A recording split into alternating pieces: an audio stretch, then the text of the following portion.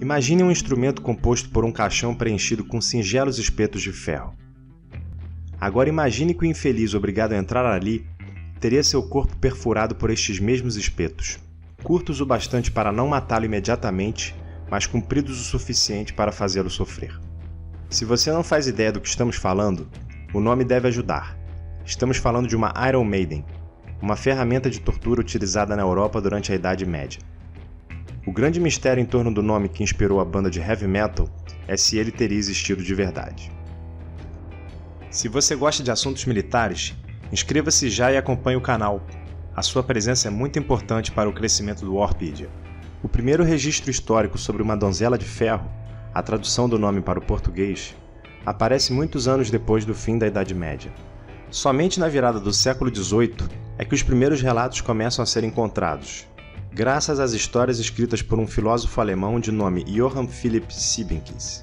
Segundo historiadores contemporâneos, a tortura na Idade Média era uma prática relativamente comum, mas não seria tão sofisticada quanto a encontrada em uma donzela de ferro. Uma das práticas mais comuns era simplesmente amarrar as pessoas com cordas. Além da comprovada eficácia, ela tinha um outro aspecto importante: não custava caro. Os historiadores também costumam chamar a atenção para um inusitado aumento no interesse por instrumentos de tortura medievais no início dos anos 1800. Curiosamente, é nessa época que novas descobertas começam a entrar em exposição em museus da Europa e dos Estados Unidos. Segundo Peter Konieczki, editor da revista Medieval Warfare, uma boa parte dos mitos sobre a Idade Média começou a ser construído bem nessa época. Peter chama atenção para a interpretação tendenciosa no olhar das pessoas do século XIX para os indivíduos da Idade Média. Segundo ele, as pessoas do século XIX se sentiam muito motivadas a ver a gente da Idade Média de um jeito muito mais selvagem do que elas realmente eram. Será que Steve Harris pensou a mesma coisa quando escolheu o nome de sua banda? Certo mesmo é que Harris acabaria sendo fisgado pelo nome Iron Maiden após assistir ao filme O Homem da Máscara de Ferro, em meados de 1976.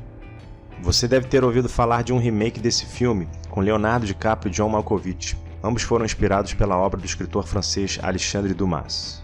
O logotipo da banda também teria inspiração no cinema. Dessa vez, a influência viria do título do filme The Man Who Fell to Earth, estrelado por ninguém menos do que David Bowie. Com o nome da banda na cabeça, Steve Harris sentou para desenhar o logotipo do Maiden. Além da habilidade manual com baixo, ele também havia estudado arquitetura. No segundo semestre de 1976, um punhado de filipetas anunciava os shows do Maiden em frente a alguns pubs londrinos. Ninguém imaginava, mas elas carregavam o que viria a ser uma das marcas mais reconhecidas do mundo do rock. Portanto, a resposta para a pergunta se as donzelas de ferro existiram é não, segundo os historiadores, e um sonoro sim para os fãs do Iron Maiden. Gostou do vídeo? Dê seu like, inscreva-se no canal. Até a próxima!